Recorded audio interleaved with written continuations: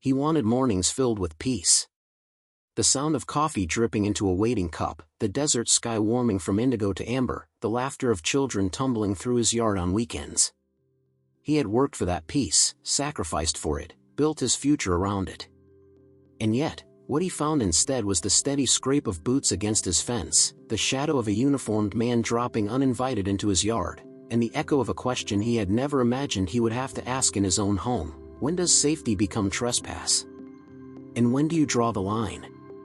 This is the story of Marlon Hayes, a man who came to the desert edges of New Mexico searching for quiet and found himself in a battle he never asked for, a battle not with burglars or reckless teenagers, but with someone sworn to keep the neighborhood safe. A battle that would test not only his patience but his dignity. And in the end, it would show an entire community what it truly means to stand your ground without raising your voice. When Marlon first drove into Sagebrush Commons, he thought he had found his slice of peace. It wasn't a grand place, not the kind of gated community you see in glossy brochures with fountains and manicured lawns. It was quieter, plainer, a stretch of stucco homes lined with desert shrubs, framed by the red and gold cliffs in the distance. To him, it was perfect. He had grown up in a busy corner of Dallas, where the sound of sirens was as common as crickets, where neighbors waved but rarely lingered, and where space was always something you borrowed but never owned. Buying a house here was his declaration that life could be different. He pictured mornings spent sipping coffee on a sun-warmed patio, afternoons grilling while his nephews tossed a football on the grass, and long evenings when the desert cooled enough to sit outside and let the stars remind him how wide the world could feel when you had no walls pressing in. To Marlon, the fence behind his home wasn't just lumber and nails. It was a promise. A boundary that said, this is your space. This is where your family is safe. This is where dignity resides. He never imagined that the fence would become a stage, and the stage would hold a conflict that would unravel that promise, splinter by splinter. The man at the center of that conflict wasn't a stranger lurking in the shadows. He wasn't a reckless teenager cutting through backyards for a thrill. His name was Trevor Klein, a patrol officer hired by the Homeowners Association, the HOA that managed Sagebrush Commons. His job was to make the streets feel safe.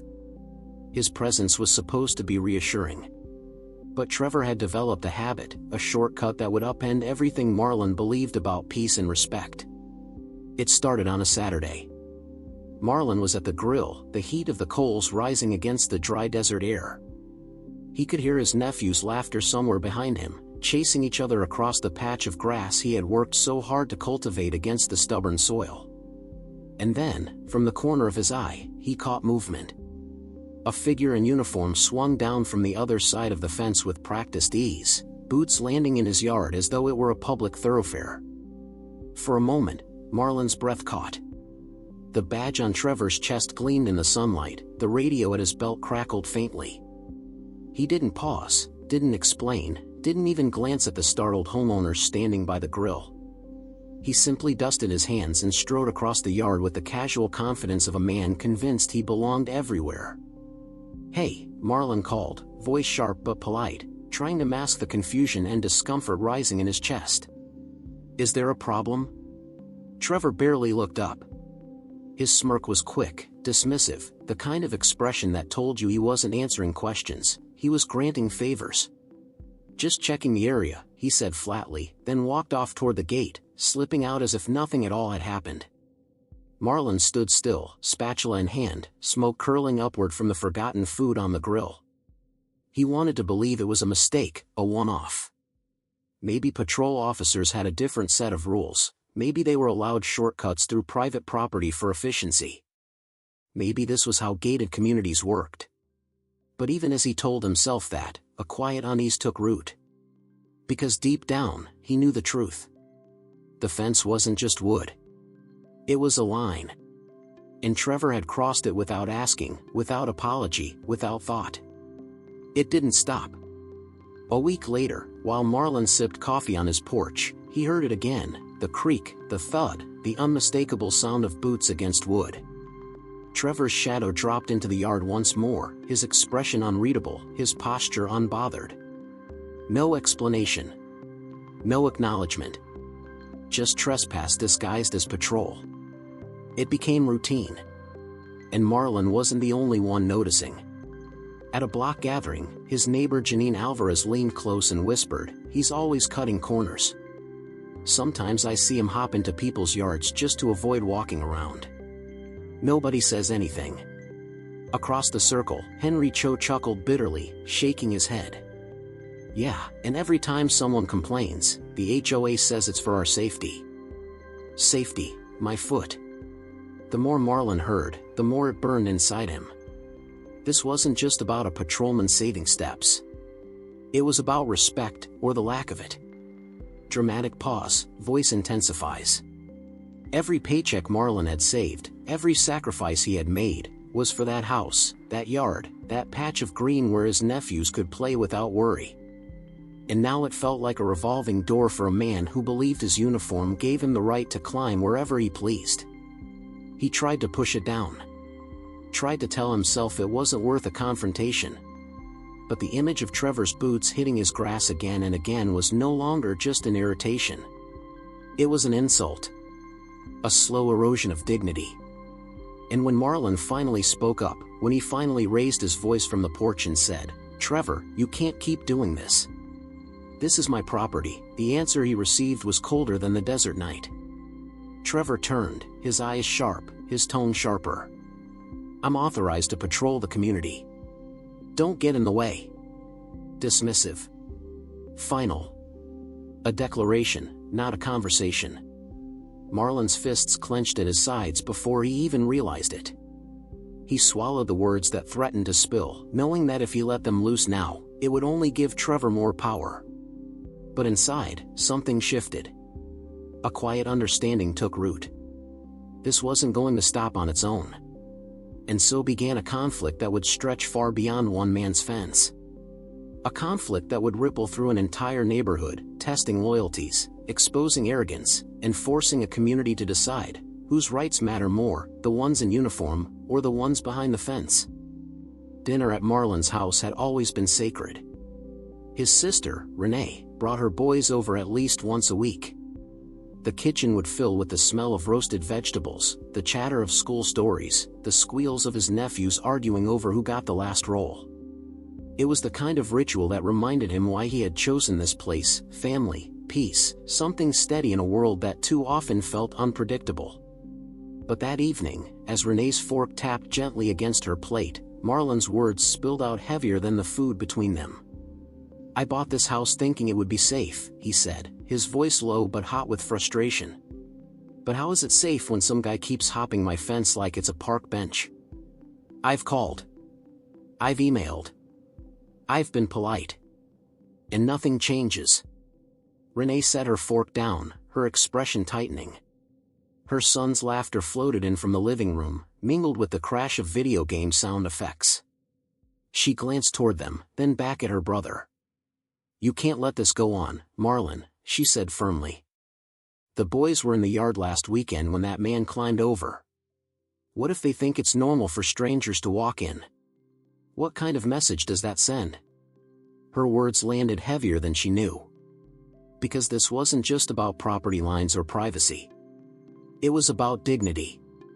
About teaching two young boys, black boys, what it means to stand your ground when someone in power dismisses your voice. Marlon didn't want to fight. He wasn't the type to raise his voice in meetings or make scenes at community gatherings. But his patience was unraveling, thread by thread. That same night, unable to sleep, he picked up the phone and called the HOA office again. After a long wait and a series of transfers, he found himself speaking to Elliot Parr, the president of the association. "Look, Elliot," Marlon began, trying to keep his tone steady, "this has to stop. Trevor's trespassing. If he needs to patrol, fine. But not through my yard. Not over my fence. My family doesn't feel safe." On the other end came a long, weary sigh. Elliot's voice was measured, but detached. "Mr. Hayes, our officers have discretion. If you've got a problem, put it in writing.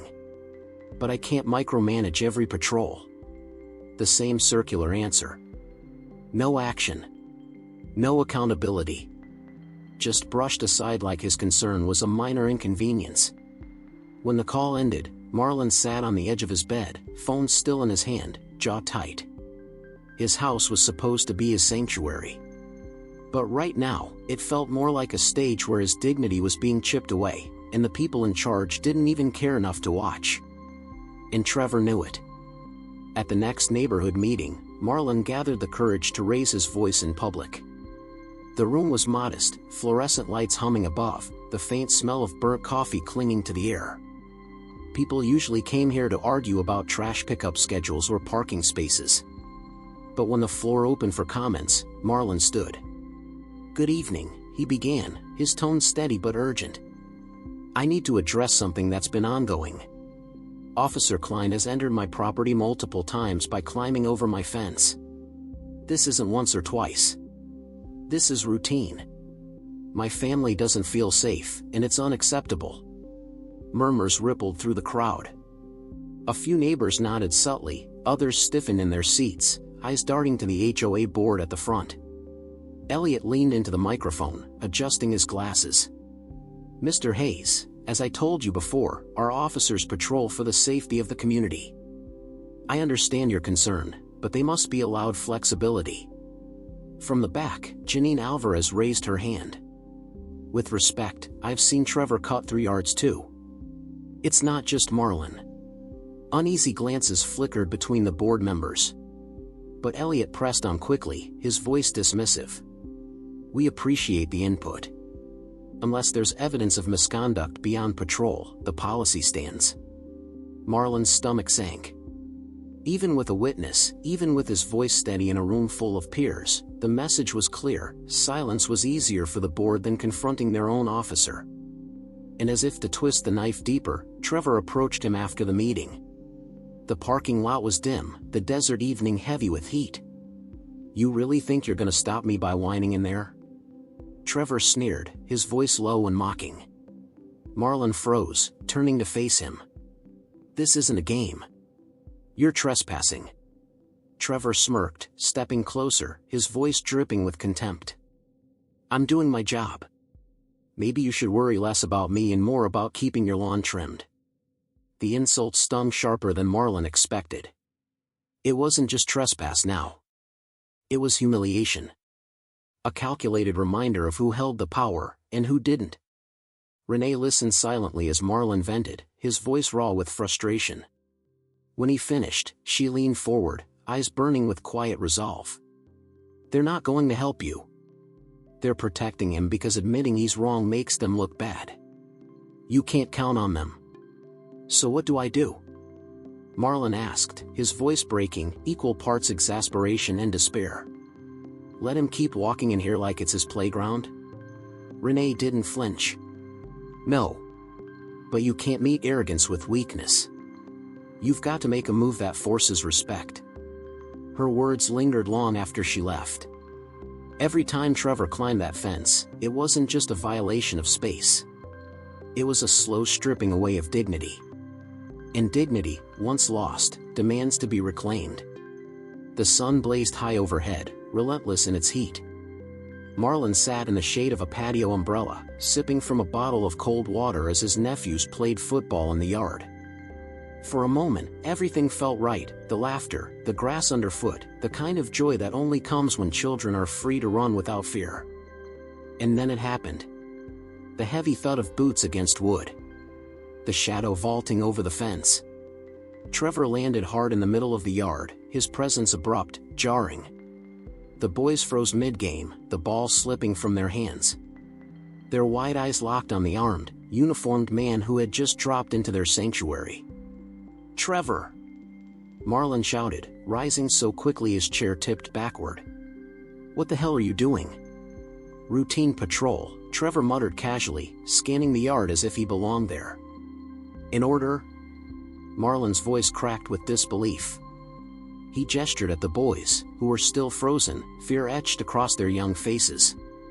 "You just scared my nephews half to death.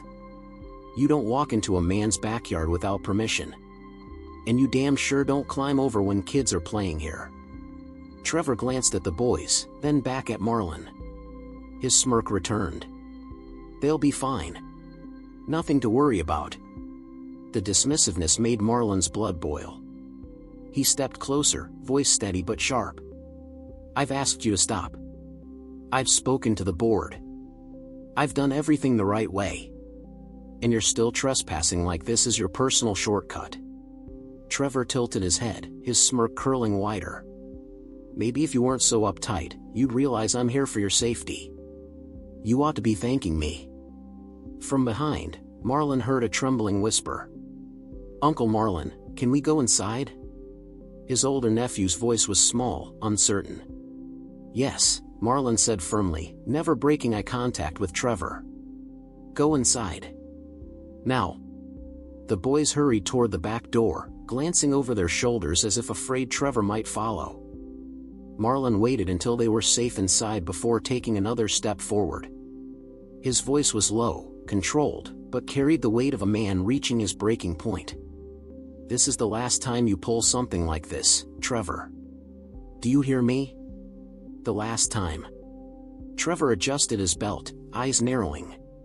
What are you gonna do? Write another email? Cry to Elliot at the next meeting? He let out a short, mocking laugh. Face it, Hayes. Nobody's listening to you. And in that moment, as the words sank deep, Marlon realized something. Trevor was right. Nobody had listened. Not the HOA. Not the board. Not the neighbors who whispered in private but stayed silent in public. If anything was going to change, it wouldn't be because authority chose to act. It would be because Marlon made them listen. That was the night resolve took root. And with it, the quiet promise, the next time he climbs that fence, he'll regret it. The desert night had a way of stripping everything down to silence. The cicadas had long fallen quiet, the streets lay empty, and from his back porch, Marlon could hear only the faint hum of the highway beyond the ridge. He sat in the dark, elbows on his knees, staring at the fence that had become both boundary and battleground. He thought about the look in his nephew's eyes earlier that day, wide, afraid, confused at why a stranger in uniform had the power to invade their play. He thought about every email he had written, every phone call he had made, every meeting where his words had been swallowed by indifference. And most of all, he thought about Trevor's sneer. Nobody's listening to you. For weeks, Marlon had tried to fight this the right way. He had believed in reason, in diplomacy, in the idea that fairness carried weight if only you spoke it clearly enough. But now, his patience had run its course. If the HOA wouldn't draw the line, he would. The idea came unexpectedly. Marlon wasn't looking for answers that morning. He was flipping through channels, half-heartedly pushing a fork through his breakfast, his mind still replaying the moment when Trevor had leapt into the yard like it belonged to him. And then, he paused. On the screen, a farming program ran footage of cattle being guided across a stretch of open range. The narrator spoke casually about tools ranchers used, low-voltage electric strips strung across fence lines. Harmless, legal, designed not to injure but to deter. Marlon set down his fork. His breath caught. That was it.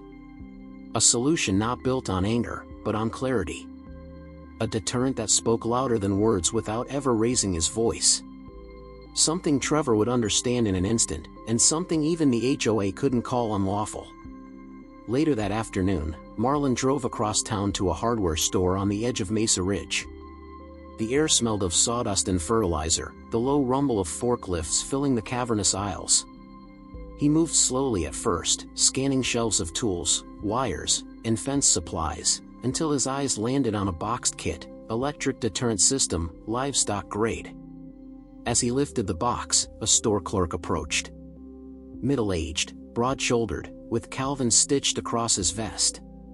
Need help with that, sir? The clerk asked. Marlon glanced at the kit, then back at Calvin. His voice was calm but purposeful. I've got a fence problem. Someone keeps climbing over it. I'm not looking to hurt anybody, just discourage them. Calvin's expression softened into understanding. Then you're talking livestock grade voltage. Won't do permanent damage. Feels like a nasty static shock. Most folks don't try a second time. Marlon exhaled. Relief. That's exactly what I need. Calvin lowered his voice. You'd be surprised how many people buy these for neighbors, not animals. Just make sure it's mounted legally, top of the fence line, warning signs visible. That way, if anyone gets zapped, you're covered. Marlon nodded, gratitude flickering in his chest. Thanks. I'll take it. The desert sun sank low as Marlon unpacked the kit on his patio table. He read the instructions twice, careful with every detail. His hands moved steadily, attaching the low-voltage strip along the top edge of the gate, ensuring it was clean, discreet, perfectly legal. Finally, he mounted the warning sign to the inside post, its bold letters plain: electric deterrent, do not climb. By the time the sky blazed orange and purple, the job was done. The fence gleamed faintly in the fading light, no longer just wooden nails but a line drawn with purpose. Scene, phone call with Renee, later that evening. What are you up to, Marlon? Renee's voice carried through the line, curious but edged with worry. Just working on a project, he answered, eyes fixed on the fence. A project, or a plan? Marlon chuckled softly, though there was no humor in it. A plan. Trevor's not getting into this yard again. A long pause followed. When Renee spoke again, her voice was quieter. Be careful. Men like him don't take embarrassment well. He's going to push back. That's fine, Marlon said firmly. I'm done being ignored. He thinks I'm weak because I don't yell and scream. Let him find out how wrong he is. That night, Marlon sat with a glass of iced tea, staring at the gate. The strip glinted faintly under the porch light, silent but waiting. For the first time in weeks, he felt calm. For once, he wasn't reacting to Trevor. He was ahead. This wasn't about revenge. It wasn't about pride. It was about dignity. About teaching his nephews, and himself, that silence doesn't mean surrender. The next few days passed without incident. Trevor's patrol truck cruised the neighborhood, his figure visible on sidewalks, but he didn't enter the yard. Marlon wondered if word had spread, or if Trevor was biding his time. The waiting gnawed at him, but he held steady. On Thursday evening, as he watered the desert shrubs along the fence, Janine Alvarez stopped by. You've been quiet lately, she said cautiously. Marlon hesitated, then admitted, I put something up on the gate. A deterrent. Nothing dangerous, just enough to stop him. Janine raised her eyebrows. You mean like, electric? Low voltage, Marlon clarified quickly. Legal. I had no choice. He wouldn't stop. Her lips curved into a small, approving smile. Good. Someone had to put him in his place. He struts around here like the rules don't apply to him. She glanced at the fence, then added, be ready though. A man like that, he's not going to like being embarrassed. I know, Marlon said quietly. But I'm ready for it. That evening, Marlon settled into his chair again, tea in hand, eyes fixed on the fence. The air was still, the neighborhood unusually quiet, as though holding its breath. He didn't know when Trevor would test the gate. But he knew it was only a matter of time. And when the moment came, it wouldn't just be about defense. It would be about dignity. About finally drawing a line that no one had the right to cross. The desert had a way of waiting. But so did Marlon. The fence was ready. The man was ready. And when the next trespass came, the entire neighborhood would hear the crack of consequence. Heat shimmered above the asphalt, the kind of heat that pressed down on every roof, every stone, every breath. By late morning, Marlon had finished mowing the lawn and now sat on his porch, a tall glass of iced tea sweating in his hand. He was calm, patient, steady. The strip gleamed faintly on the gate, waiting. He knew it was coming. Trevor never let more than a week pass without cutting through. And today, the desert air felt charged, as though the whole street were bracing for the inevitable. The white HOA patrol truck crept slowly down Sagebrush Lane. Its engine rumbled low, tires crunching against gravel as it rolled to a stop in front of Marlon's property. The door opened. Heavy boots hit the ground. He wasn't hurried. He wasn't cautious. He moved with the same rhythm of a man who had done this 100 times, shoulders squared, gaze sweeping casually, confidence carved deep into every motion. He didn't glance toward the porch. He didn't nod in acknowledgement. He simply headed straight for the fence. Marlon leaned back in his chair, his heartbeat steady, the glass cool against his palm. He didn't move. He didn't warn. He simply watched. Trevor placed a gloved hand against the wood, boots searching for a foothold. In one practiced motion, he hauled himself upward, his fingers gripping the top edge of the gate. And then, the sharp crackle of electricity broke the still air. A startled yelp ripped from Trevor's throat. His body jerked violently, his hands snapping back as if the gate itself had betrayed him. He tumbled clumsily into the patch of grass on Marlon's side, scrambling, clutching his hand, eyes wide with shock and disbelief. The sound carried down the block. Curtains shifted. Doors cracked open. Neighbors turned toward the commotion. From his porch chair, Marlon finally spoke. His voice was calm, measured, firm. "That gate is private property. You were warned." Trevor's face flushed crimson, a storm of humiliation and anger. You set this up? You think you can do this to me?" "You did it to yourself," Marlon replied evenly. He lifted his glass, took a slow sip, never breaking eye contact. "I told you to stop climbing my fence. You didn't listen. Now you know I'm serious." Across the street, Janine Alvarez peeked through her blinds, eyes wide.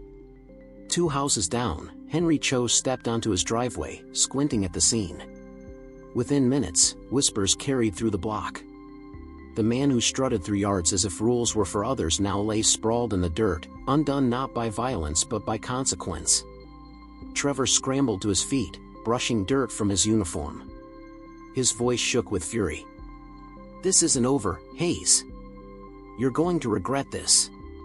Marlon remained in his chair, steady as stone. "The only thing I regret is that it had to come to this. Respect the line, Trevor. That's all I ever asked." Henry called from down the block, his tone edged with amusement. "Looks like the patrol just got patrolled today." A ripple of laughter spread, hesitant but real. Neighbors who had once stayed silent now smirked, whispered, shook their heads. Trevor's authority, once unquestioned, was crumbling before their eyes. Trevor stormed back toward his truck, slamming the door so hard the sound echoed down the street. The engine roared, tires spitting gravel as the vehicle lurched forward and sped away. Marlon stayed seated, pulse slowly easing. The yard was quiet again, but it felt different now. The fence wasn't just wood and nails anymore. It was a line drawn in undeniable clarity. Later that afternoon, a knock echoed at his door. Janine stood there, arms crossed, a smile tugging at her lips. "You actually did it," she said. "I saw the whole thing."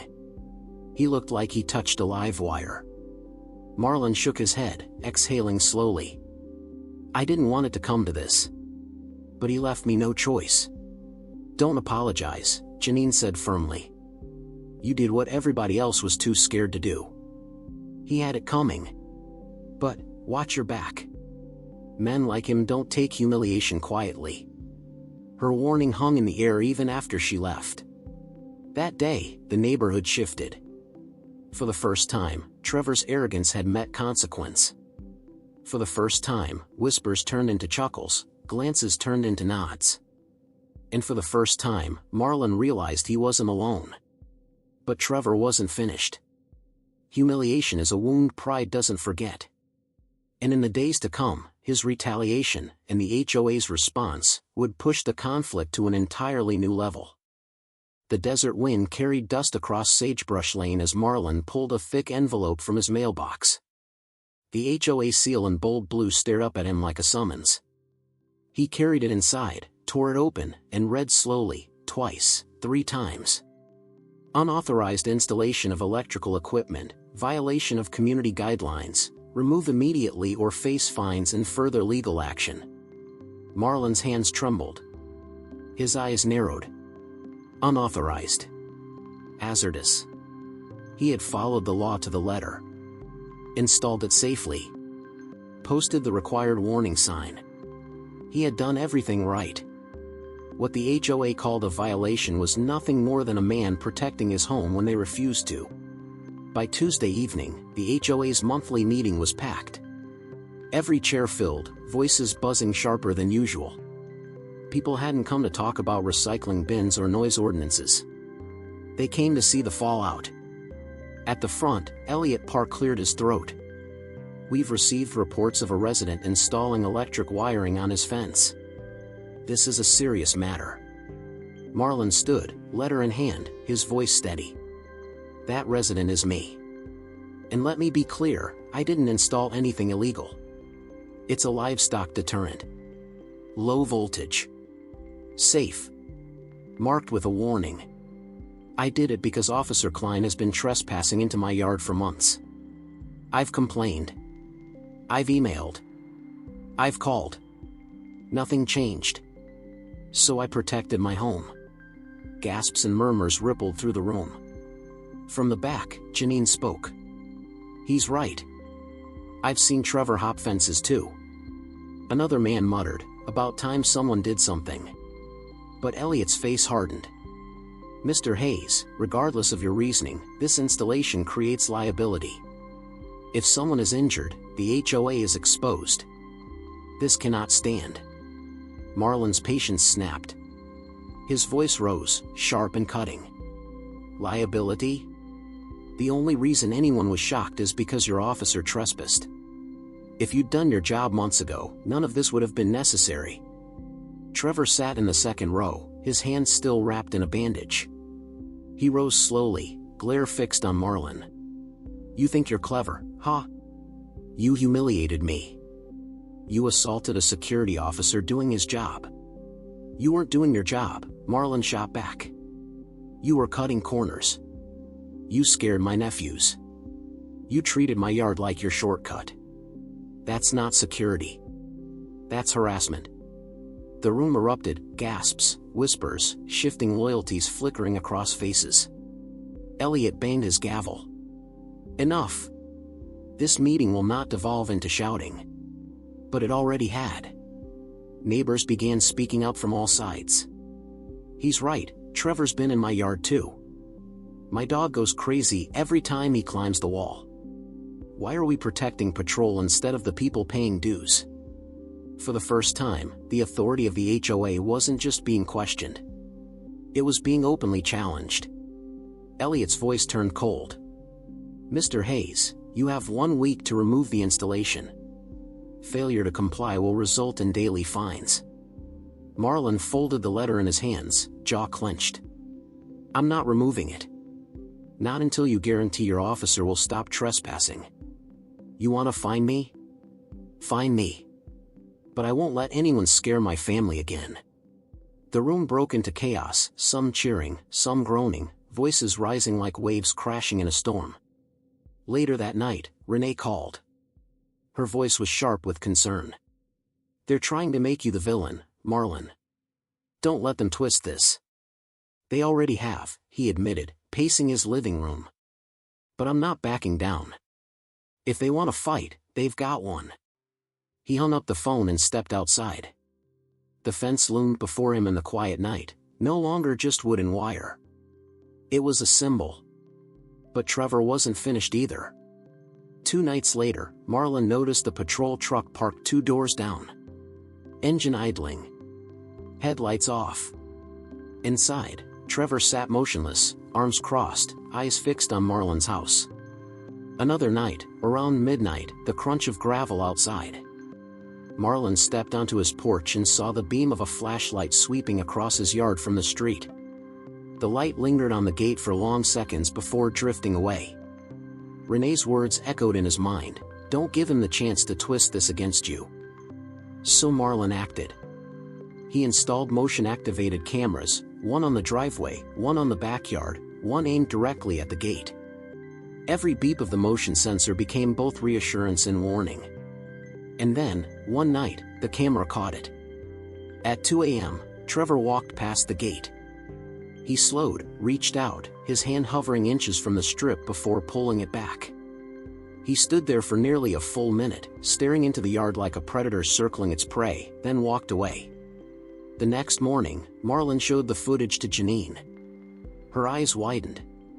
"This isn't patrol anymore. He's trying to scare you." "That's exactly what he's doing," Marlon said. His jaw tightened. "But it's not working." Janine sighed, her voice softer. "Marlon, you're strong. But this isn't just about you anymore. Half the neighborhood thinks you're standing up for what's right. The other half says you're provoking him. If this keeps going, something's going to break." Marlon already knew that. He could feel it every time he stepped outside, every time he heard boots on gravel or caught the glint of Trevor's truck in the corner of his eye. The neighborhood wasn't just watching anymore. It was choosing sides. The battle had begun with a fence. But now, it was about more than wood, wire, or even dignity. It was about control. And control, once threatened, doesn't surrender quietly. He deserted dusk had just settled when Marlon heard a knock. He opened the door to find Henry Cho standing there, a small flash drive pinched between his fingers. Henry wasn't the type to waste words, but his eyes carried weight. "Got something you should see," Henry said. They sat at Marlon's kitchen table. Henry pulled out a laptop, inserted the flash drive, and clicked open a series of files. The screen filled with grainy footage from Henry's garage cameras. "Angles wide enough that it catches part of your fence," Henry explained. The first clip rolled. There was Trevor. In broad daylight, scaling Marlon's fence with the ease of a man taking a shortcut through his own yard. The next clip showed him at night, flashlight cutting across the grass before he dropped inside.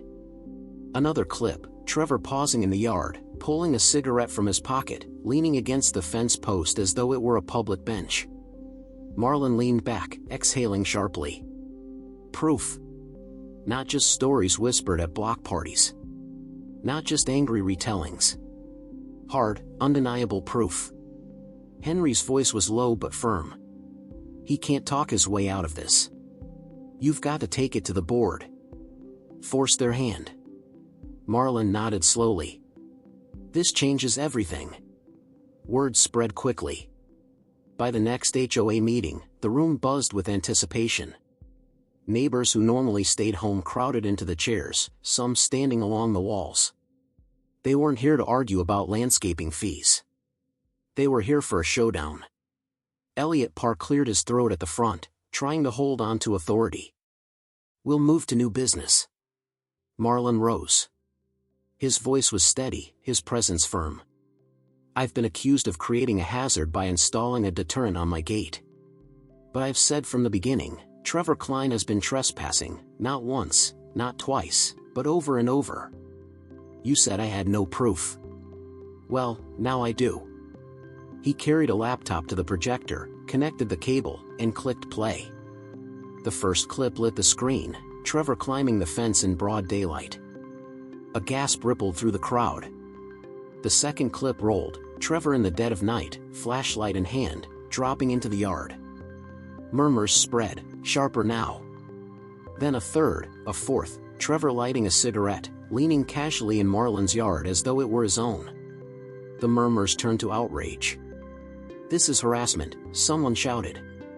"He's abusing his position," another voice cried.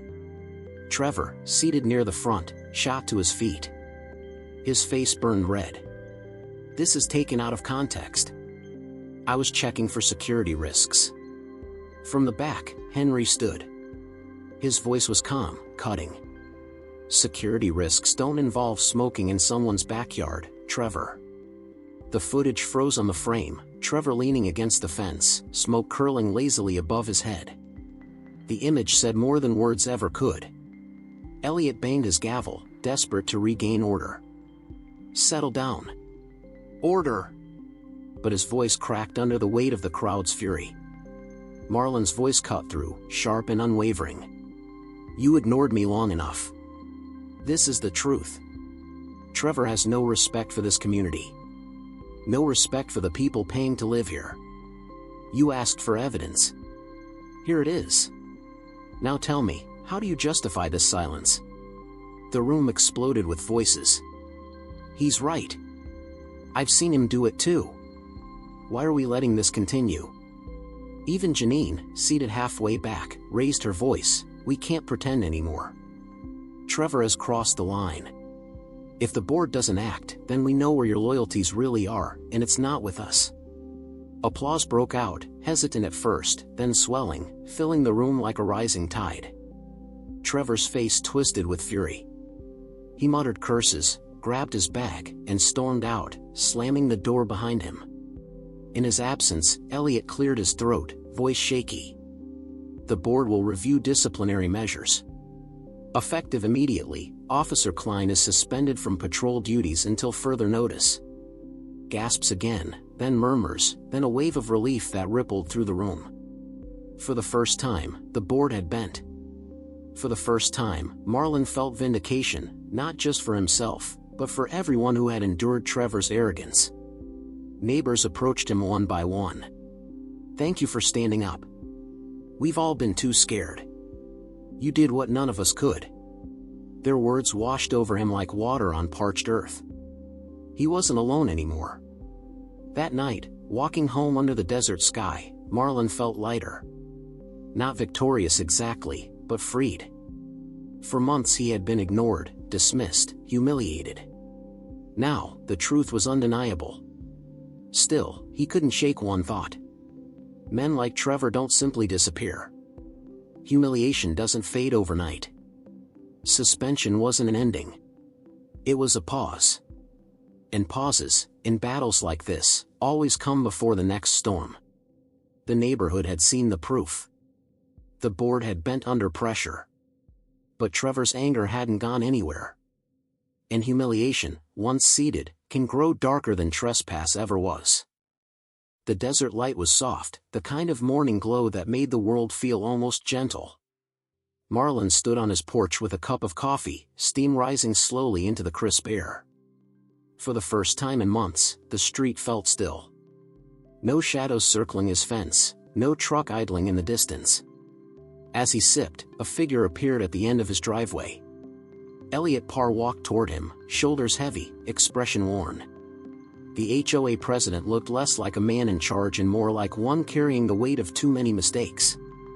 Mr. Hayes, Elliot began, clearing his throat, I wanted to speak with you directly. Marlon gestured to the porch chairs. Go ahead. What's left to say? Elliot sat slowly, adjusting his glasses. His voice was quieter than Marlon had ever heard it. The board reviewed everything, the footage, the complaints, the testimonies. Trevor has been relieved of his duties permanently. We're revising our patrol guidelines to make sure nothing like this happens again. Marlon studied him for a long moment. Then he asked, and what about the fines you threatened me with? Elliot hesitated, then shook his head. Rescinded. You acted within your rights. I'll admit, we mishandled this. I mishandled this. We let Trevor's authority go unchecked, and that was a mistake. The admission didn't erase the months of frustration, the humiliation, the fear. But it mattered. Marlon gave a small nod. I didn't want a war, Elliot. I just wanted to sit in my own backyard without someone treating it like a shortcut. Elliot exhaled, almost in relief. I understand now. And I'm sorry it took this long for us to act. That evening, Renee stopped by with her boys. They bounded into the yard, football in hand, laughter filling the space that once carried fear. Marlon watched from the porch as the ball arced high through the sky, tumbling into small hands before crashing into the grass. The boys dove, rolled, laughed louder than they had in months. Renee joined him on the porch, her eyes soft. So it's really over? For now, Marlon said. Trevor's gone. The HOA finally admitted they were wrong. She studied him for a moment, her expression a mix of relief and pride.